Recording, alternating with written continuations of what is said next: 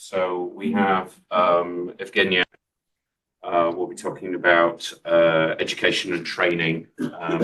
Nia is here. I hope you Hello. can hear me. Yes, we can see you. We can hear you. So, good morning. I'm the training manager of Hartree Center. So, this is the last talk, I think, for the moment from us. Okay, let's jump. It's a little bit preaching to the choir to explain the complexity of extreme scale computing to all of you. All I can say is that I'm looking into it from the point of talent, the need to upskill the workforce of UK and also the people that work in this environment. So for this purpose, I'm going to look into the research and technology professionals. And I want to start illustrating with few examples the rather disjointed at the moment landscape of competency frameworks. So generally, there are hundreds and thousands of them at the moment. I mean, this is even not scratching the surface. These are not the biggest or the most important even of them for HPC. I just grabbed three to illustrate what I'm saying. The trouble for me is that everyone is doing their own, including NHS has a very detailed uh, data analyst uh, uh, competency framework and so on and so forth. Saying that, Bridge AI, which already have been mentioned, has a AI skills for business competency framework. Vera Metzner from the Turing Institute is leading our skills group.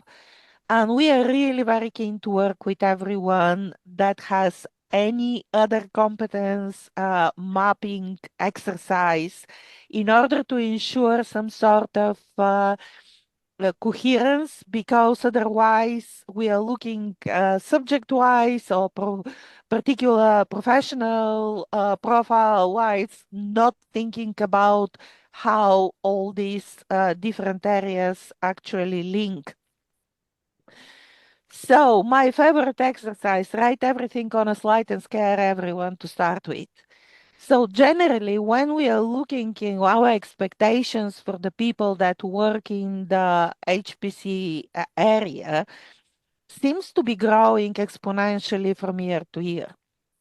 The first kind of look into the impossibility of educating or training or in all the environments practically on a too high depth came up during one of the international conferences for computational science, where people were saying what next into educating our computational scientists and how we can stuff everything inside. So I have to confess that I don't have ready answers. I mean, I have more questions than answers, in effect. Here I'm going to take a little bit of time to put a caveat. From my international connections, networks, and all the rest of it, I can put forward a very bold statement that, in effect, UK at the moment is in a better position compared to our lovely colleagues in Europe and the States when it comes to efforts, programs, and funding that exists in upskilling a wide range of specialists in different areas, including quite a lot of funding that exists in different ways at the moment, and programs for businesses, for the public sector, not just for research and academics. Saying that, we haven't resolved all the problems, obviously. So I tried to put forward some things that I believe we need to figure out as providers of education and training. And the obvious kind of short answer to all my questions is no. No, we don't have to teach everyone everything. But saying that, probably we have to start looking more seriously about the fact that a lot of people really need understanding on independent user level when it comes to HPC and all the cognate areas. And we start thinking about it very often at the point of PhDs or at best master programs. And probably we could look into how we can put some of this information in the same subject areas on a undergraduate level. Because it's no longer that if you want to be academic that you need to be able to do that. Now this is also part of the everyday life of someone working in the business environment in these areas as well. Uh, and here I kind of have an idea of let's go back to basics when we are talking about curricula just pre-university, university, and what exactly we need. I also feel quite strongly that we need better visibility of all the opportunities that exist for the people that don't know what they need or for the people that are not necessarily in the know because those on the know each other kind of and understand where what exists, but we need to widen up this understanding if we want to widen the workforce that is capable of working with us. And finally, just a note that kind of irks me immensely, especially when we are dealing with PhD students very eager to come and use it coming from different background. Very often they need to learn or what they are learning and how much they need to know and at what point they have to start engaging is determined by their supervisor, which is not a specialist in broadly HPC or computational science. And here we have to be aware of that and figure out. And I'm a little bit weary because on the last supercomputing conference, one of the things that came up on the workshop I co-chair about training and education in HPC was that people from the States were complaining that they went so boldly into people are using mainly packets, AIs here to resolve all the problems, that they're starting to see lack of people that have the basic understanding of HPC ability to actually engage on a much deeper level there. So let's kind of not jump onto that bandwagon and make sure that we keep up with the core knowledge being available there and we have enough people being able to do that. Okay, so uh,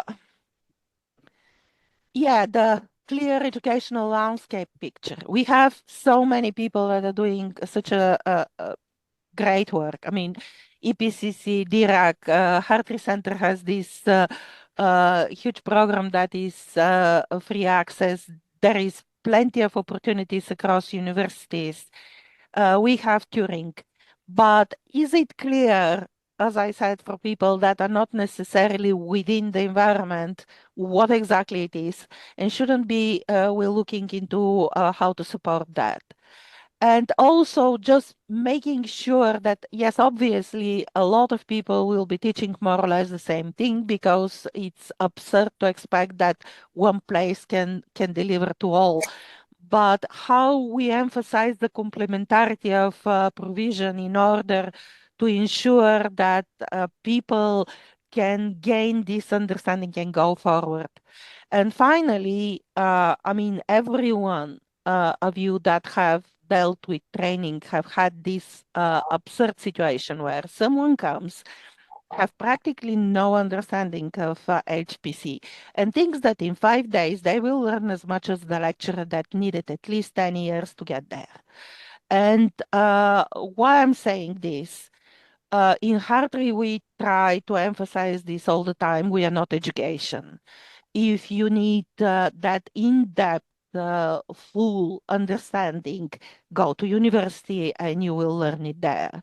We are here to help people to apply, to get at the state of the art for particular area. The training resolves at the point of need issue. It's not, it cannot be substituting education. And because of that, we need to take care of both if we want something to go right. And one of these things is how to provide this environment to not just explore the latest technologies, but to be able to understand how to develop proof of concept, how to apply them to real life challenges. And I love the example of Monterrey Tech in Mexico. They are enormous education provider. They have 35 campuses. They have a lot of funding to do marvelous things, but most importantly, they have put this semana, which is a week of innovation, where they push everyone in STEM subjects to work on a real life challenges. I am fully aware that in the way UK higher education works, that's not necessarily easy to achieve, and I don't expect everyone to do it in one go. But what we have to find a way of entice universities to look into that way of approaching high performance computing and the cognate areas in order to be able to show in early stage in on a first degree level actually how important this is for digital innovation and generally for your career in the future. And the other end is coming when I'm talking that investment into de-risking for businesses have to come with understanding that unless they foster an upskill talent, it won't work. And that comes because LinkedIn has a annual review of investment in learning and development. And in the last few years, there is a not very happy trend where companies are planning big scale training for their workforce.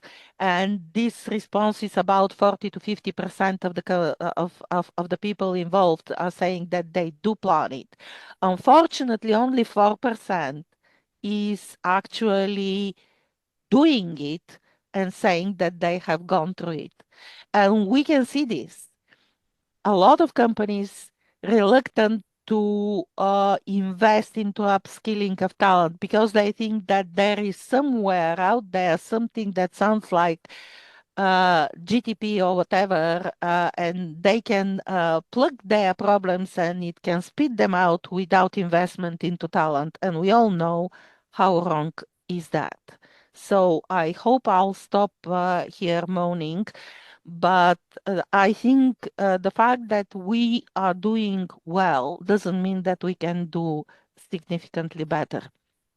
So I'd love to see through Network Plus a possibility of determining the high priority areas for upskilling uh, for this federated future and generally for the extreme computing environment. And all this just reminded me that at the beginning of this century, there was an exercise that was done of looking into the existing curricula and way of teaching and creating a checklist of for universities to figure out what are the basic elements of successful curricula across all the digital technologies and how exactly we can support students to be ready for this environment. And I think it's a due time for a refresh, and probably it would be good for us to see about that. It's not about telling them what to teach or how to teach it. It's more about do we have the right structure? Because we all know that people that have the aptitude for mathematics or engineering, generally strong technical subjects, always will pick up what they feel comfortable if the different sets of subject areas are put to compete with each other. So how we support to get them some skills that not necessarily are straightforward, clear for a student that they will need in their future work. And finally, kind of a dream team, this it or someone else up there high above our heads, UKRI is a lovely place as well. To have a gateway that focuses on what is the available education and training, but not in an academic way. Uh, More starting from you have a problem, maybe you should look into this in order to find a solution, kind of thing. So I've wrote my training priorities summary, kind of. What I assume other training providers and education awarding institutions may want to see. So clear educational landscape, understanding what it means to be independent user, how much you need to know of that set of different areas I showed from HPC through AI, big data, quantum, whatever. Uh, then the fact that we really need to ensure that users are clear on that core set of skills that they cannot avoid, whatever the new hype out there is. And I think for us it's important to instill certain working ways with the way we teach. And this is, on one side, the positive interdependence. Generally, nobody works alone nowadays in our environment, which means that people have to know how to do this professionally. And there is a lot of work that has been done by our colleagues from the research groups in Hartree, and Dave Meredith is there, and he's leading this quite strongly. And what I started calling functioning multidisciplinarity, just generally how much of the technical area you need to understand if you are coming from a different background, life sciences, physics, whatever, and being able to function adequately in this environment. And finally, I will have very bad family life if I don't talk about maths, obviously. And Vasil is there to explain why the world just cannot go round and round if we don't know all the important maths there. Okay. So now with my head of a training manager, I do have to say that we have extensive training portfolio in Hartree Center, and it is absolutely free, which means you spend only your time. You don't have to pay. Anyone can access it, and they can take as many courses as they like. And the reason for that is that we have been funded to create it, and that's why we are not charging. We are talking about what is existing in our training portal. If you want something that is very customized, obviously we will charge you, but that's a different question. What we have is practically, you saw all the areas that we showed as our expertise. What is important to say here is we do not employ people that are just trainers. All this training is done by the researchers who work on 200 plus projects with industry, public sector, other academic grants. So the language, the way it is done to be useful for on-the-job implementation. Finally, this is the levels. We teach on introductory learner and independent user level, and the practitioner one is for networking under this program, and also our networking is free events. So I'm going to show just a few examples. These are existing courses in HPC Exascale. We also have for engineering and physics other set. We have an extensive one for software engineering. Please talk to Dave Meredith and Vasil about that. If you're interested, just go through that QR and see them for yourself. We also do schools on demand, and they are 3, 4, 5 days, or sometimes a little bit longer. We provide we trained our staff to create materials and teach for people that are not in academic environment. So how to do it in order to be useful for businesses. Now, I'm gonna finish with the workshops. We run on the trail to exascale and scalable AI workshop every year now for a third year. Vasil is there. Please, if you want to be engaged, talk to him. We also are planning quantum computing for material science, but I don't have the date. Both of them will open registration relatively soon. All our courses provide e-badges if people finish what they have to finish on them, and they can export them on their social media. If you have any questions, if you want to get in contact with someone, please don't be shy. Send me an email.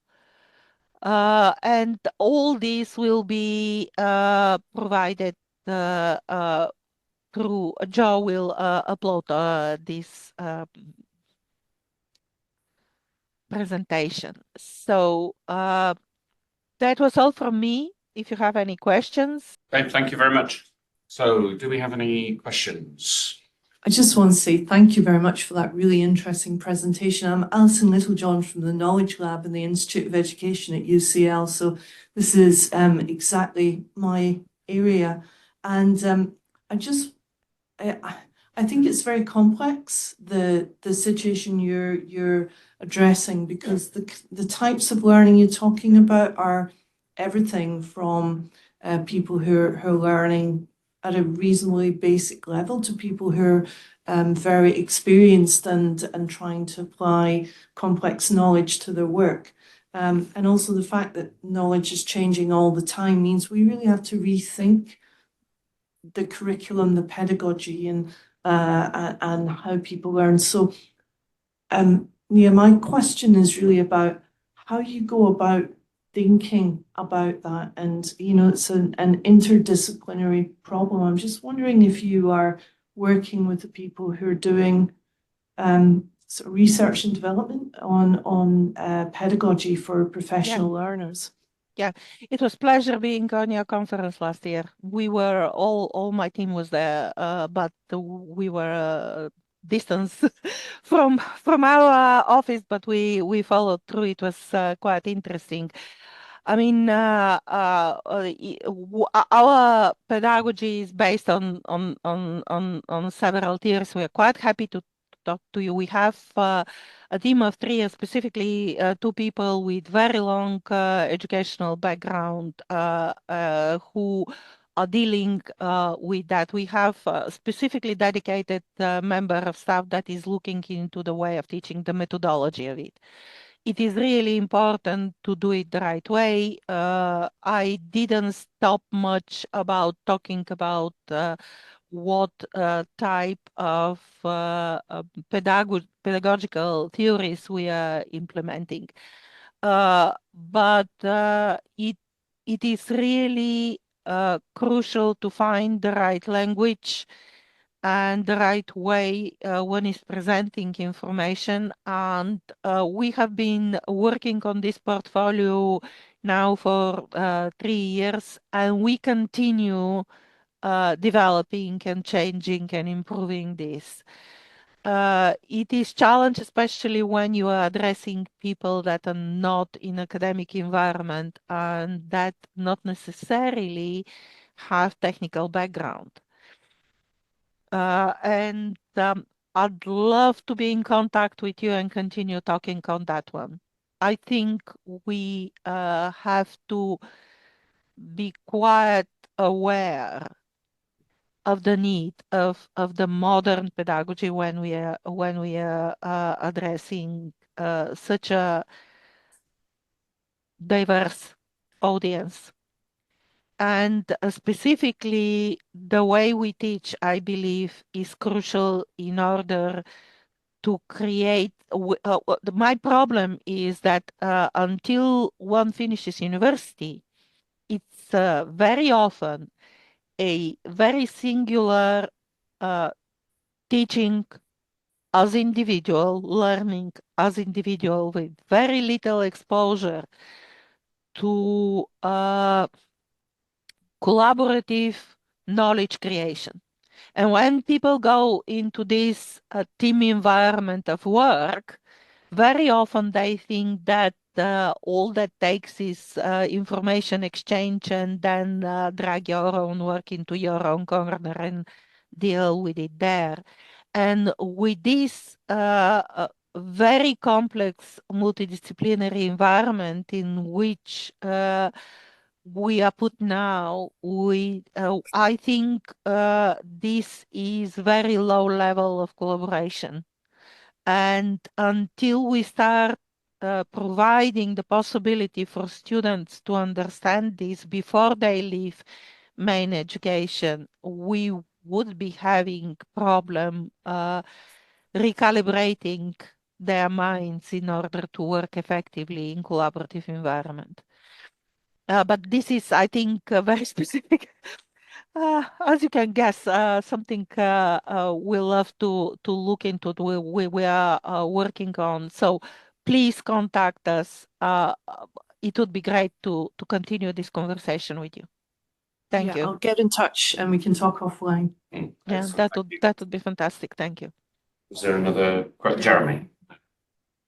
Yeah, just to say, slightly disagree with you on undergraduate and master's level programs not preparing.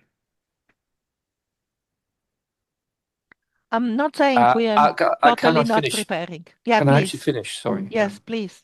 Yeah, there is a strong collaboration element in many of our courses now. So I mean, there's a question on whether it works or not, but and a lot of that is down to the way we examine people. We examine people as individuals, and so the only way you're really going to change that is to address the way we examine people. But there is a lot of scope within our degree courses across the entire spectrum of academic work where we try and foster collaborative skills, and you know, so I'm just seeing some faces at UCL who wouldn't be very happy to hear that. So I just and the Queen Mary, I suspect, and other places. So it does happen, but you know, maybe we need to improve it. But as I said, the only way to really improve it, and looking Alison here, is to find ways of examining people in collaborations, and that's hard. So, you know, that, at scale. So maybe there are other ways of doing it, and I think that would be a good conversation to have with you, Nia. So but the thing is, UCL, I mean, the top universities, Edinburgh, the rest, there are places which this is the norm. Problem is your right assessment. And another one is that there are not that many multidisciplinary boards when it comes to PhD level. Nowadays is equally difficult to have 50-50 degree, not degree, but I'm sorry, project in let's say life sciences of some sort and computing. Because you just don't have the boards that are not everywhere. Okay, we know that there are places that this exists, but they do not exist everywhere. So I know that, but again, I want to say I'm defending UKRI here, that we have many centres of doctoral training which are now starting to dominate the PhD programs in terms of funding, where we have cross-disciplinary work that's actively encouraged. So I hear what you're saying, but there is an awful lot going on, and I think maybe the issue here is that part of the Network Plus is making a lot more of these things, is actually digging it out and making visibility, making everything much more visible. Yeah, I agree. And the final question I was going to ask, actually, the one I wanted to ask, which was actually very quickly. Yes. Very quickly. Waiting.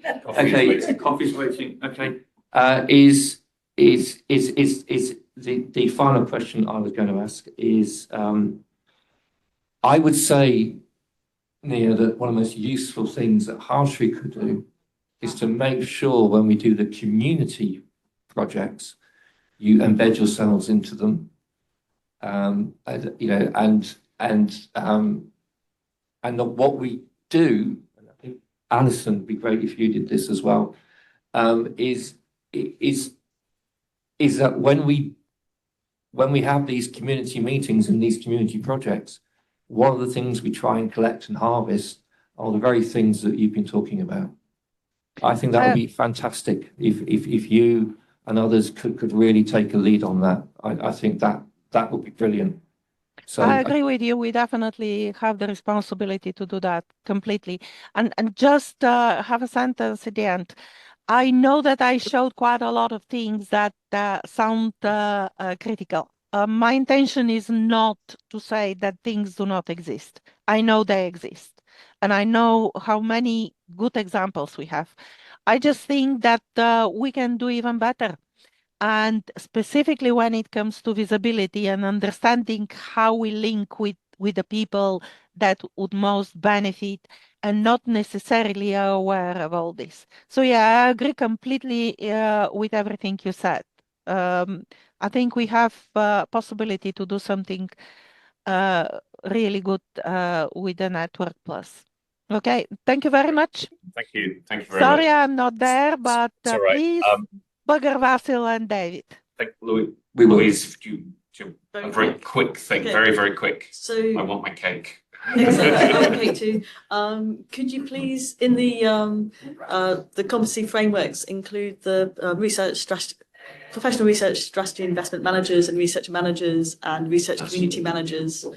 This will help Jon with his current recruitment, but it's also an essential part of this and part of digital research. If you can see my mail, could you please send me the link? I can send you lots of information.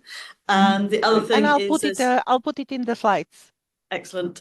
And the other point is there's an opportunity as well to take perhaps through this Network Plus to look at having a learning organisation approach to people developing and delivering and evolving digital research infrastructures, as you have to develop the capacity and the ways to navigate. How do you federate? How do you deal with Network Plus? How do you get interoperable data across things? How do you use all these different approaches?